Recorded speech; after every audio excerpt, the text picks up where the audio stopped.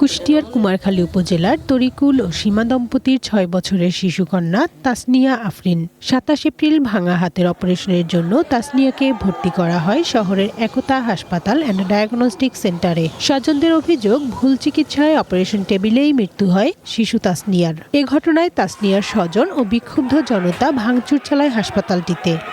আর গুঁড়িয়ে হয়ে গেছে, এটি অপারেশন করে ওই গুঁড়িয়ে হাড় গুণ বাই করে দিতে হবে। ওরা এমনই চিকিৎসা করে যে অজ্ঞান টেবিলে বাচ্চাকে মেরে ফেলা দেয়। সেটা হয়তো শাস্তি হবে ওর যে হচ্ছে গিয়া, যাতে আর কোনো মায়ের এরকম না হয়। গত ২৫শে মার্চ শহরের মজমপুর এলাকায় শাওন ক্লিনিকে ভুল চিকিৎসায় মৃত্যু হয় সুমি খাতুন নামে আরও এক প্রসূতি মায়ের।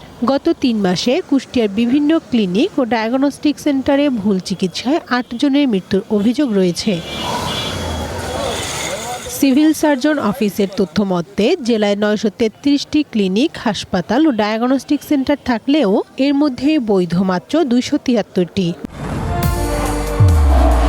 নির্মাণে নাম্বার 1 শাহ সিমেন্ট।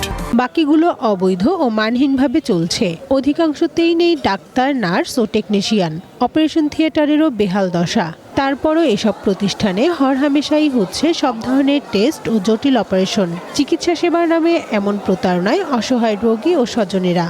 প্রকৃত যে ডাক্তার দ্বারা অপারেশন করার কথা, সেই ডাক্তার দিয়ে অপারেশন না করে যত্রতত্র লোক দিয়ে তারা অপারেশন করাচ্ছে। বিশেষ করে রোগী যে অজ্ঞান করা হয়, এই অজ্ঞানের সময়ও সেই বিশেষজ্ঞ ডাক্তার উপস্থিত থাকেন না। বিশেষজ্ঞ চিকিৎসকদের অভিযোগ, সঠিক তদারকির অভাবেই গড়ে উঠেছে এসব মানহীন ক্লিনিক ও ডায়াগনস্টিক সেন্টার। একটা ক্লিনিক বা হাসপাতাল প্রাইভেট করতে গেলে 3 জন ডাক্তার নিয়োগ দিতে হবে এবং 3 শিফটে 3 জন ডাক্তার থাকবে।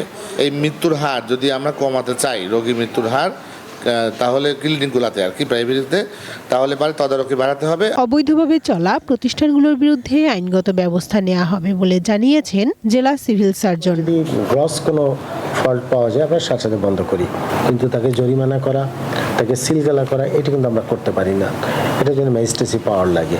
চিকিৎসা সেবা প্রদানের নামে গড়ে ওঠা এসব অবৈধ ক্লিনিক ও ডায়াগনস্টিক সেন্টার বন্ধের দাবি স্থানীয়দের। One national desk.